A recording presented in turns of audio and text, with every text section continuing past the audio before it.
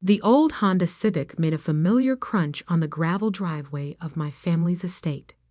Through the windshield, I could see my cousin's luxury cars lined up like shiny trophies. Mercedes, BMW, Audi, each one a statement of what they thought success looked like. I parked at the far end, away from their precious vehicles, not because I was ashamed of my 15-year-old car, but because I knew what was coming. The jokes, the snide remarks, the not-so-subtle digs about how the brilliant Alexandra Morgan had fallen so far from grace. If they only knew. I checked my phone one last time before heading in. My investment app glowed with numbers that would make their heads spin, but I closed it quickly. Tonight wasn't about showing my hand. Not yet. Tonight was about watching them dig their own graves with their assumptions. The front door opened before I could knock. Alex. My mother's voice carried that familiar strain of disappointment. You're late. And, oh, you're still driving that thing. I kissed her cheek. Happy birthday to Dad, Mom. Inside, the mansion echoed with forced laughter and clicking heels. The success parade was in full swing. My cousin Marcus, showing off his new Rolex. Cousin Victoria, bragging about her recent promotion to junior partner. Uncle Philip, loudly discussing his latest real estate venture. Alexandra, my father's booming voice cut through the chatter, finally decided to join us. I turned to face him, surrounded by his usual court of admirers. At 65, Thomas Morgan still commanded attention, his silver hair and tailored suit projecting the image of old money and power. Happy birthday, Dad. I offered him the small wrapped package I'd brought. He weighed it in his hand, frowning slightly. Let me guess, another book? Open it and see. Before he could, my cousin Derek cut in. Probably all she can afford on a teacher's salary. Oh wait, you're not even teaching anymore, are you, Alex? The room rippled with poorly concealed snickers. They all thought I'd failed after leaving my teaching position at the private academy last year. None of them had bothered to ask what I was really doing. No, I said simply. I'm not. Then what are you doing? Victoria chimed in, wine glass dangling from her manicured fingers. Besides driving that embarrassing car? I smiled. Investment management. Derek laughed out loud. Right, because someone's really going to trust their money to a failed teacher who can't even afford a new car. My father unwrapped his gift, a first edition of his favorite classic novel, and set it aside without comment. Alexandra, perhaps it's time to be realistic. Your Uncle Philip could use someone in his office. Basic admin work, but it's a start. Thanks. I cut him off. But I'm doing fine. Fine, Marcus snorted. Is that what you call living in that tiny apartment?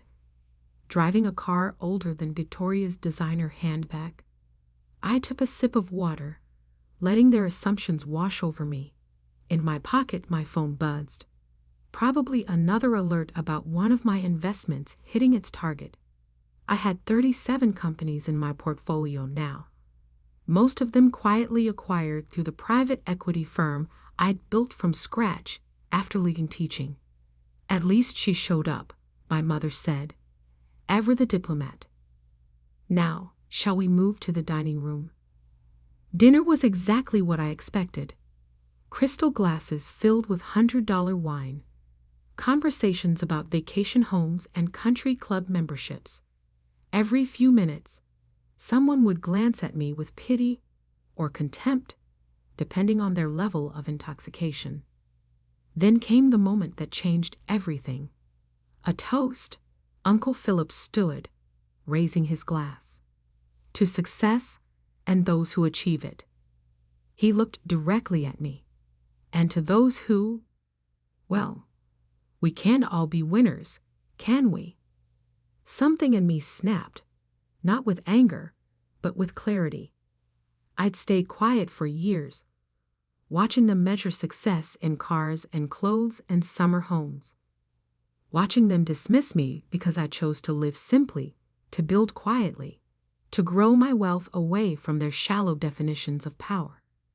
I pulled out my phone, opened my portfolio app, and cleared my throat. You're right, Uncle Philip. We can't all be winners. I stood holding up my phone. Would someone like to calculate the combined net worth of everyone at this table, including the vacation homes, the cars, the investment properties? Derek, always quick to show off, pulled out his phone. Easy. Let's see. He started adding numbers. Other family members calling out their assets. Done, he announced proudly. Roughly 47 million, give or take a few $100,000. I nodded, then turned my phone screen toward them. That's impressive. Now, would anyone like to guess what the failed teacher is worth? The room went silent as the number registered, 9 digits, before taxes. That's impossible, Marcus stammered. Is it? I scrolled through my portfolio, watching their faces pale. Shall we go through it? The tech startups I've acquired, the real estate holdings, the private equity deals. My father's hands gripped his chair. Alexandra, what are you saying? I'm saying, I met his eyes steadily, that while you were all laughing at my Honda and my tiny apartment, I was building an empire. One that's worth more than this entire family's assets combined. Victoria's wine glass slipped from her hand, shattering on the imported marble floor. But how? Uncle Philip's voice had lost its smug edge. I smiled, thinking of all the nights I'd worked while they partied, all the deals I'd closed while they bought new cars, all the wealth I'd built while they were busy showing off their surface-level success. I learned early, I said, putting my phone away, that true wealth doesn't need to be displayed. It needs to be multiplied. The silence that followed was deafening. And I wasn't done yet. Not even close. The silence didn't last long. In my experience, people with fragile egos never stay quiet for long. Prove it, Derek demanded, his face flushed. Anyone can show numbers on a phone screen. I reached for my briefcase. Not designer, just well-made leather that would last decades. Funny you should ask. I brought something for after dinner, but now seems like a good time. I pulled out a folder and slid it across the table. Inside were bank statements, property deeds, company ownership documents, hard proof of everything I'd built while they were busy judging my lifestyle choices. Marcus grabbed the folder first, his hands shaking slightly as he flipped through the pages. This is real, I finished for him. Every page, every number, every acquisition. Victoria leaned over his shoulder, her perfect makeup unable to hide her growing pallor. Morgan Global Ventures. That's you? I nodded, among others. The name clearly meant something to her. It should. My company had recently acquired the private equity firm where she'd been desperately trying to make partner. She just hadn't connected the dots yet. But you were teaching, my mother whispered. All those years. I was teaching, I agreed, and learning, and investing. Did you know you can learn a lot about business potential by teaching the children of CEOs and tech founders? I smiled. They talk about their parents' companies, their innovations, their blind spots. My father hadn't moved, hadn't touched the documents. He just stared at me like he was seeing a stranger. Why keep it secret?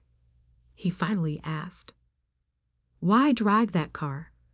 Live in that apartment? Because I leaned back in my chair. Success isn't about showing off. It's about building something sustainable, something real. Uncle Philip scoffed, trying to regain his composure. Real? You've been deceiving your family for years. No, I corrected him. I've been working while you've been posturing. There's a difference. I pulled out another document. This one made several people at the table gasp. For example, I continued, did you know that 3 months ago, when your development company was quietly looking for investors to avoid bankruptcy, Uncle Philip, I was the one who bought your debt? His face went from red to white in seconds. That's not? You couldn't. Through a subsidiary, of course, I added. I didn't want the Morgan name attached until the right moment, which apparently is now. The room erupted. Victoria started crying, probably realizing her career was now in my hands. Marcus was frantically Googling my companies on his phone. Derek just sat there, his expensive watch suddenly looking very cheap. My mother touched my father's arm. Thomas. But he held up his hand, silencing her. His eyes never left my face. How long? He asked. How long have you been planning this? Planning? I shook my head. Dad, I wasn't planning anything except building something meaningful. You're the ones who turned it into a competition, who measured success by what you could show off. I stood up, gathering my things. And now, if you'll excuse me, I have an early meeting tomorrow. Acquiring companies takes time, you know. Wait, Victoria suddenly spoke up. The firm, my firm, are you going to fire you? I finished her thought. No, Victoria. Unlike some people in this room, I don't measure my worth by how many others I can push down. I paused, but I will be watching. Merit matters in my companies, not family names. As I turned to leave, my father's voice stopped me. The book, he said quietly. The first edition. How much did it really cost? I turned back. More than your house, Dad. I bought it because I remembered you reading it to me when I was little, before success became more important than stories. For the first time in years, I saw something crack in his perfect facade. The Honda, he said. Why keep driving it? Because it works, I replied simply. And because every time you all laughed at it, every time you judged me for it, you showed me exactly who you were. It was the best market research I could have asked for. I walked to the door, then stopped one last time. Oh, and Uncle Philip, about your development company. The board meeting is on Monday. I suggest you prepare for some changes. The drive home in my trusty Honda was peaceful. As I pulled into my apartment's parking lot. Yes, I still lived in the modest apartment despite being able to buy the entire building. My phone buzzed with messages. Family members suddenly wanting to catch up. Cousins asking about job opportunities. My mother begging me to come back and explain everything. I ignored them all, because tomorrow wasn't about family drama.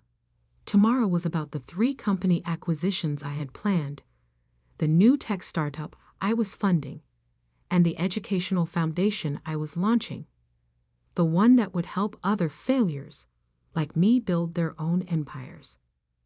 Let them stew in their shock. Let them realize that while they were buying status symbols, I was buying actual symbols of success, companies, innovations, opportunities. They thought tonight was the big reveal. They had no idea what was coming next. The morning after my father's birthday dinner, I sat in my office on the top floor of an unmarked building in downtown Manhattan. No company logo on the door. No flashy signage. Just quiet power. the way I liked it. My assistant, Sarah, walked in with my morning coffee. Unlike my family's pretentious tastes, I preferred simple dark roast in a plain ceramic mug. "Your father is in the lobby," she said, not bothering to hide her surprise. "He's been there since we opened." I checked my watch. 7:30 a.m. How long? Security says he arrived at 6. I smiled slightly. Thomas Morgan, waiting for anyone, let alone for an hour and a half. That was new. "Send him up in 10 minutes, I said, turning to my computer to finish what I was doing. When he walked in, he looked different. The perfect suit was still there, but something had changed. The aristocratic posture was gone, replaced by something almost humble. "Alexandra." He stood awkwardly, like he didn't know whether to sit or stay standing. "This is quite an office." I gestured to a chair. "What can I do for you, Dad?" He sat, looking around at the minimalist decor. No awards on the walls, no fancy artwork, just clean lines and clear purpose. "Your mother is. We're all." He struggled with the words. "Yesterday was quite a shock." I imagine it was. He pulled out his phone, handed it to me. On the screen was an article from this morning's Wall Street Journal. Morgan Global Ventures acquires tech giant for $2.1 billion. "Ah," I said. "That wasn't supposed to be announced until market open." "The Morgan in the company name," he said quietly. "That's really you?" "Yes. Why didn't you ever tell us?" "Tell me?" I leaned back in my chair, studying him. Would you have listened? Really listened? Or would you have tried to take control, like you did with everything else? He flinched. "I only wanted the best for me," I finished. "No, Dad. You wanted what looked best to others. There's a difference." Silence fell between us. Through the floor-to-ceiling windows, the city was coming alive, unaware of the drama playing out in this quiet office. "Your uncle, Philip, is worried," he finally said. "He should be." I pulled up a file on my computer, turned the screen so he could see. His development company has been mismanaged for years. The books are a mess. The projects are behind schedule. And the investors. I paused. "Well, let's just say I'm not the only one who's noticed." "You're going to take it from him?" "No," I said firmly. "I'm going to fix it. Whether he stays or goes depends entirely on him. Like I said last night, merit matters." My father was quiet for a long moment. Then the Honda. I actually laughed. "Still stuck on that, aren't you? Tell me, Dad, what's worth more?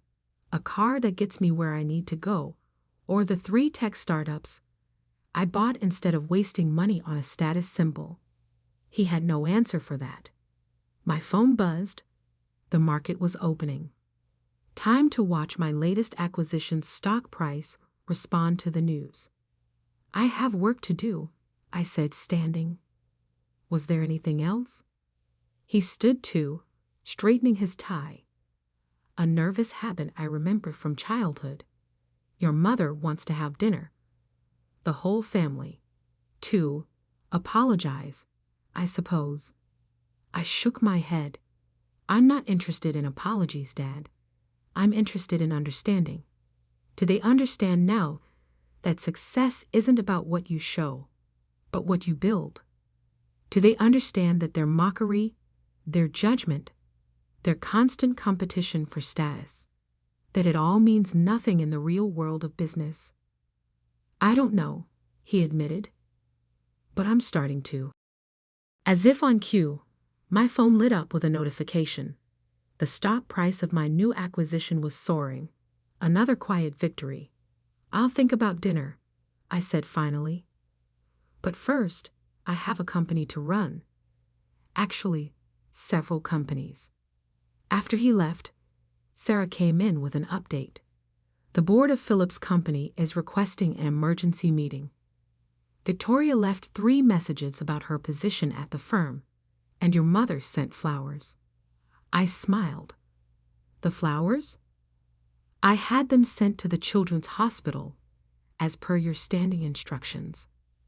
Good. I turned back to my work. And Sarah?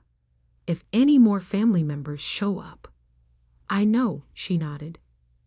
They need an appointment, just like everyone else. The next few weeks were interesting. My cousins suddenly discovered humility. Uncle Philip agreed to step down and let professional management take over his company.